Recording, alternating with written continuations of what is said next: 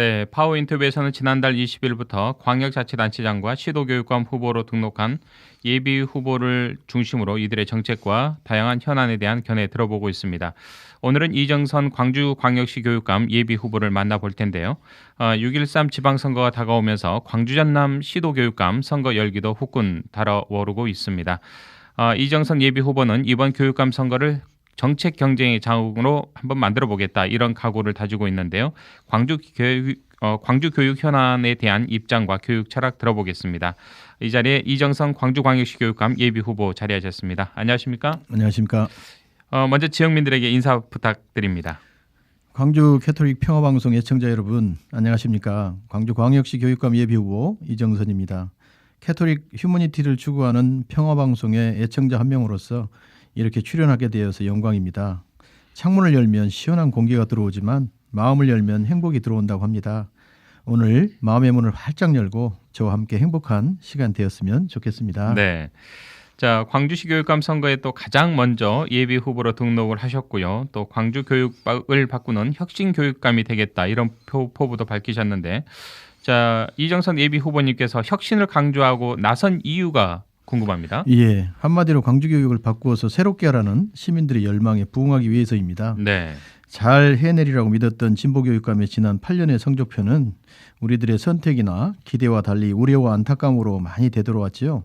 혁신학교 졸속 추진, 또 교구제 납품 비리, 끼리끼리 인사 등 무너져가는 광주교육의 소식들이 많이 들려왔습니다. 특별히 청렴도 전국 꼴찌라는 소식을 접했을 때에는 부끄러움을 넘어서 많은 사람들이 슬픔과 분노를 느꼈다고 합니다. 아이들의 행복지수 역시 전국 최하위권입니다.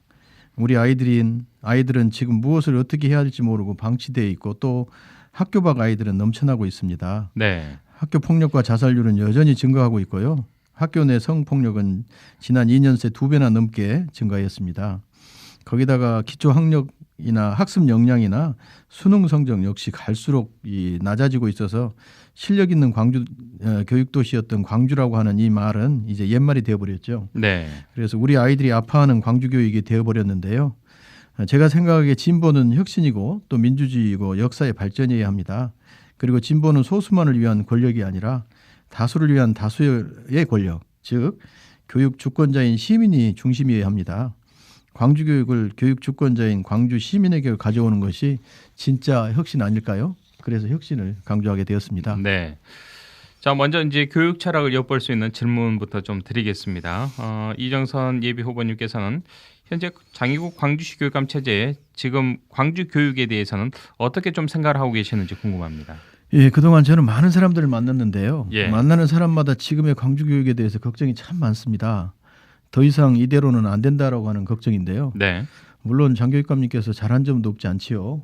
근데 참으로 걱정하고 못한 점이 많았다라고 하는 평가가 더 많았습니다. 그 중에 하나가 이제 민주주의와 교육 거버넌스를 확립하지 못해서 획일성을 탈피하지 못했다.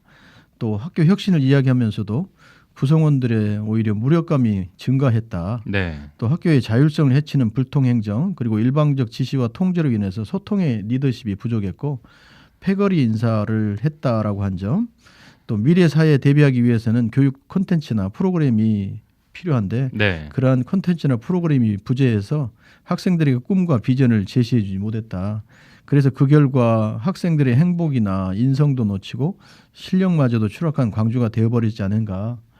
불통행정, 패거리 행정이 청렴도 전국 꼴찌로 나타난 것이 아닐까. 그래서 참으로 안타깝습니다. 이제는 광주 교육이 이러한 걱정에서 좀 벗어났으면 하는 바람입니다. 네. 자, 그렇다면 무릇 광주시 교육감이 갖춰야 할 교육 철학이랄까요? 이런 점은 좀 어떻게 생각을 하십니까?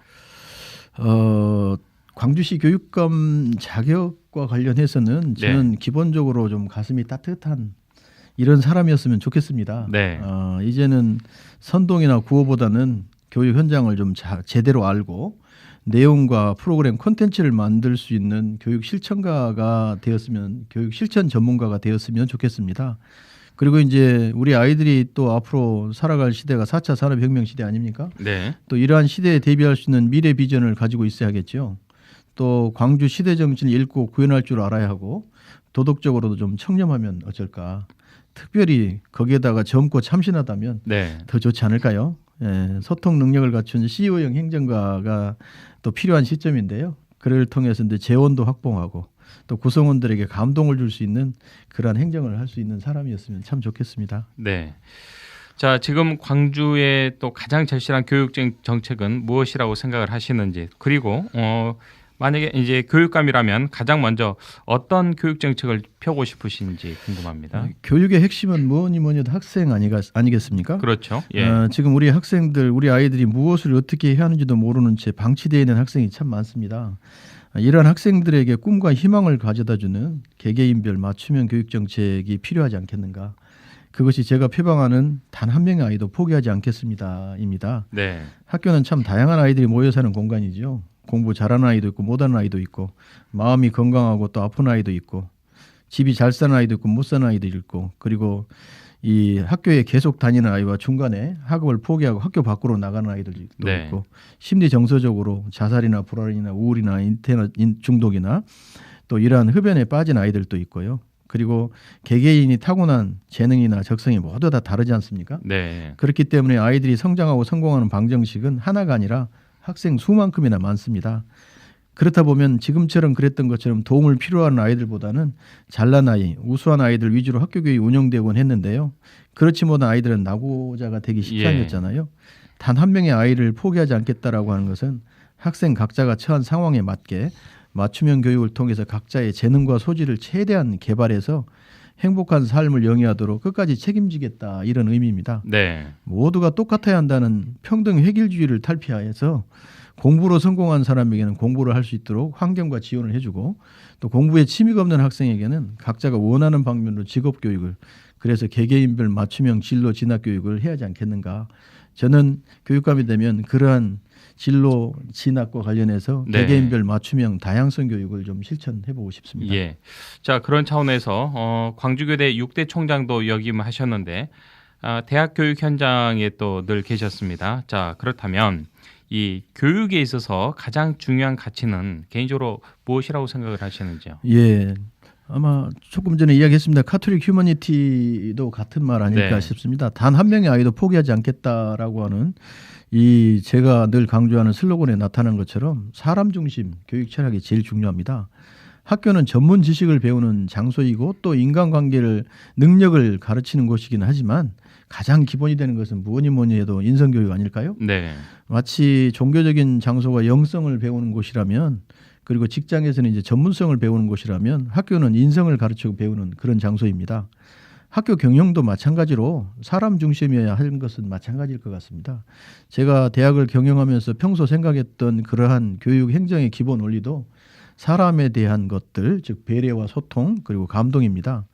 이 원리는 항상 사람이 중심이 있어야 한다는 뜻이죠. 네. 그래서 저는 일 중심보다는 사람 중심으로 결과보다는 과정 중심으로 외형적으로 어떤 드러내는 전시 행정보다는 내실을 도모하는 경영을 해왔습니다. 또 제도나 기구의 변화보다는 사람들이 생각하고 느끼고 행동하는 방식의 변화 이걸 이제 규범적인 변화라고 하는데요. 예. 그러한 변화에 입각해서 구성원 모두가 감동하는 그러한 조직을 만들겠다. 그러한 행정을 해왔고 또 네. 그러한 행정을 하고 싶습니다.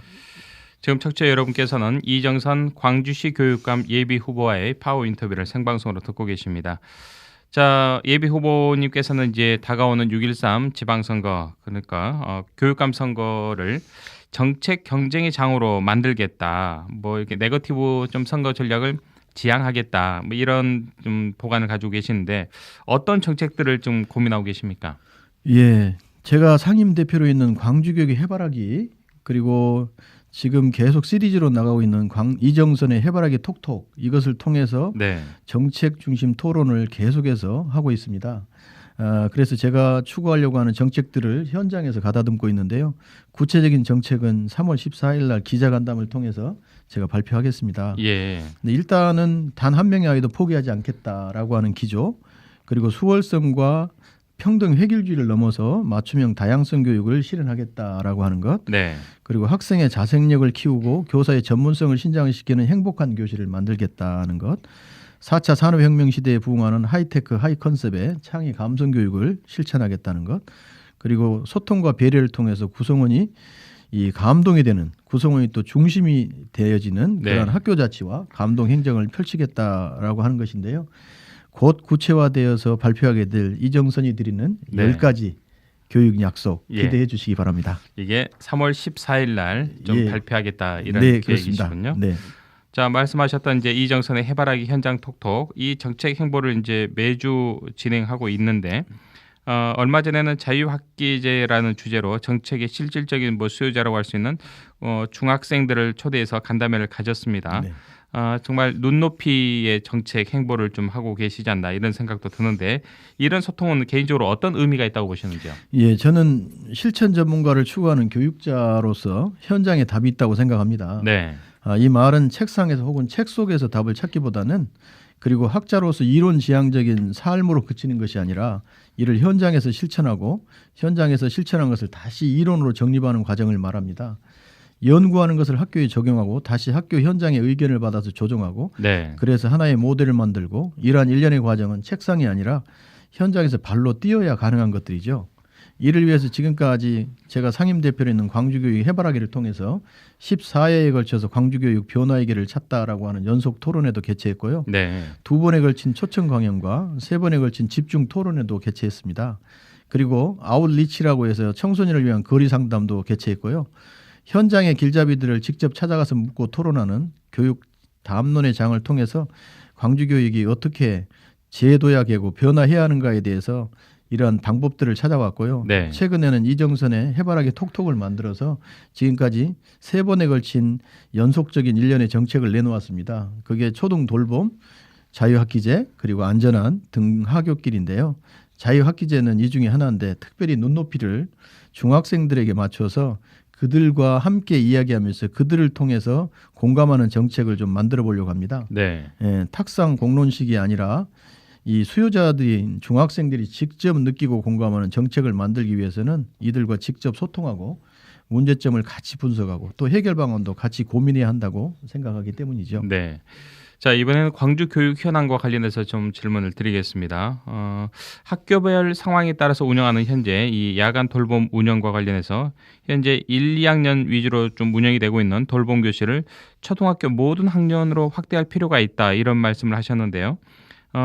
그 말은 곧 이제 돌봄 교실은 교육청뿐만 아니라 학교, 지역 사회가 함께 머리를 맞대고 좀 고민해야 될 문제다 이렇게 좀 읽힙니다. 네. 이 점에 대해서 좀 부연 설명을 좀 해주시죠. 예, 제가 보기에 중요한 것은 우리 아이들이 아침에 학교에 등교해서 퇴근하는 엄마와 함께 손을 잡고 집으로 돌아갈 때까지 네. 어떻게 도와줄 수 있을 것인가입니다. 이를 위해서는 학교별 상황에 따라 탄력적으로 운영하고 있는 야간 돌봄 운영 그리고 현재 1, 2학년 위주로 운영되고 있는 돌봄 교실을 초등학교 전학년으로 확대할 필요가 있습니다. 네. 잘 아시는 것처럼 아이는 마을 사람이 함께 기른다는 아프리카 속담처럼 현재 방과 후 보육과 교육을 담당하는 기관들이 연계 협력하는 것이 필수적입니다. 초등 돌봄과 지역 아동센터의 연계와 소통이 잘 이루어지면 더 좋은 돌봄 환경을 구축할 수 있기 때문이죠. 방과 후 학교 프로그램이 다양화되고 활성화되면 돌봄 교실이 플랫폼 역할을 하면서 지역 아동센터와 네트워크를 형성하고 그렇게 되어지면 연계 효율도 높아질 겁니다. 네. 따라서 시, 구 자치단체하고 연계 협력을 통해서 저는 이제 교육청에 새로운 조직을 만들어서 지역 공동체가 함께하는 아이들의 돌봄 문제를 해결해 나가보려고 이렇게 생각하고 있습니다. 네. 자, 이제 또 예비 후보님께서 또 말씀하셨던 부분이 바로 이제 자유학기제가 확대되는 것은 이제 물론 이제 근본적으로는 찬성을 하지만 실제로 이제 자유학기제가 실시되는 동안에 오히려 사교육이 좀 더 횡행하지 않았냐 이 때문에 좀 소득 격차에 따른 학력 격차가 더욱 벌어지고 있는 이런 문제도 우리가 고민해야 한다 이런 지적을 좀 하셨는데 지금 이러한 문제점에 대해서 어떤 대책 보완이 필요하다고 보시는지요? 예, 일부 학생들은 자유학기를 자유롭게 노는 학기라고 생각하고 네. 놀려고 하는 것이 좀 문제인 것 같아요. 예. 그래서 이제 소득이 높고 학력에 관심이 좀 많은 일부 학부모들은 자녀들을 이 불안하니까 학원에 보내서 네. 이제 수학, 영어, 논술과 같은 사교육들을 시키죠. 그래서 자유학기 기간이 지나고 나면 학생들 간에 교육 격차가 생기게 됩니다. 네. 그래서 이제 이 자유학기 동안에 일부 느슨하게 배운 일부 학생들은 2, 3학년으로 진급하게 되면 기초 기본 능력을 갖춰주는 교과학습과 연계가 조금 잘 안 되고 네. 또 부적응이 발생하는 경우도 생긴다고 합니다. 그래서 이제 학생들의 희망 조사를 통해서 충실한 자유학기제 프로그램을 만들 때 교과적인 내용도 좀 충분히 고려해서 이 사교육 수요를 학교 차원에서 해소시켜 줘야 할 필요가 있지 않는가. 네. 그리고 이제 지역사회 인적 물적 인프라와 연계해서 현장 체험 중심의 배움터를 또 확산하고 학생 성장 책임 발달제와 연계해서 자유학기제의 실효성을 조금 더 높이고 기초 기본 학습 능력의 저하를 예방하기 위해서 네. 교사의 역량을 강화하여 자유학기제 프로그램의 다양성을 좀 예. 확보해 줘야지 않을까 이렇게 생각합니다. 상당히 좀 많은 고민이 필요한 대목이다 이런 말씀으로 읽히는데요. 네네. 자, 그리고 또 학교의 안전 문제도 좀 제가 여쭙지 않을 수가 없는데 이 4차 산업혁명 시대에 맞는 또 미래 교육에서 가장 기본이 되어야 하는 게 바로 학교 안전 문제다 이렇게 강조를 하셨는데 어떤 의미인지요? 예, 최근에 우리 사회를 아프게 했던 세월호 그리고 낚싯배 침몰 사건이나 찜질방 화재 사건들 네. 또 일련의 요양원 화재 사건이나 또 이 자연재해인 경주의 지진 등 이런 이 사건 사고들을 보면서 안전에 대한 예방 교육이 또 아무리 빨리 아무리 철저하게 이루어진다 해도 부족함이 없지 않는가 이러한 사회적 공감대가 형성되고 있습니다. 네. 학교도 예외일 수가 없지요. 등하굣길 안전부터 소위 7대 안전 영역이라고 할 수 있는 것들이 있습니다. 그게 이제 생활 안전, 그리고 교통 안전, 폭력 신변 안전, 약물 인터넷 중독, 재난 안전, 직업 안전, 그리고 응급 처치 등 학교 교육에 있어서 매우 기본이 되어지는 이러한 중요한 영역들이 있습니다. 네. 이러한 영역들은 4차 산업혁명 시대가 된다 하더라도 역시 우리 아이들을 위해서 마찬가지로 중요할 겁니다. 그런 점에서 안전교육을 보다 실제적인 프로그램을 만들어서 이 실제 중심으로 더욱 강조해야 되지 않을까 네. 이렇게 생각을 합니다. 자, 그리고요. 지난해 12월 교육부로부터 우리 예비 후보님께서 이제 조선대학교 법인 임시이사로 선임이 되셨습니다. 당시 그런데 이제 조선대 구성원들 사이에서는 시교육감 출마 좀 뜻을 가지고 계신 분이 이사로 임명된 게 과연 타당한 것인지 이런 논란도 좀 있었습니다. 네. 지금 이 논란 직후에 또 자진 사퇴를 하셨는데 어떤 좀 배경이 있습니까?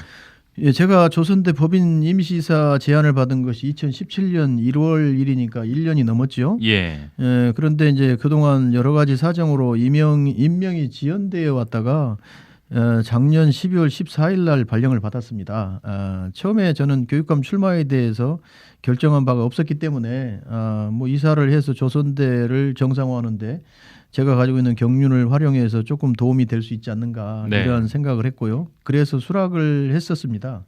그리고 이제 임명을 받을 때에도 출마 선언을 하지 않은 상태였기 때문에 뭐 자연스럽게 임명을 받아들였고요. 그런데 교육감 출마가 이사직을 수락하는데 법적으로 또 자문을 구해보니까 문제가 전혀 되지 않는다고 해요. 네.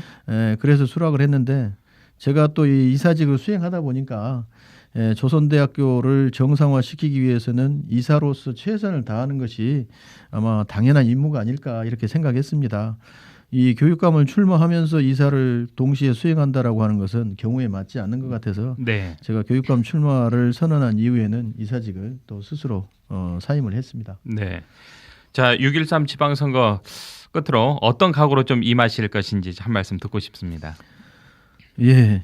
그 사회가 올바르고 도덕적으로 또 건전한 사회라고 한다면 권력은 소수에 집중되어서도 안 되고 더더군다나 한 사람이 장기간 독점해서도 안 될 거다 이렇게 생각합니다.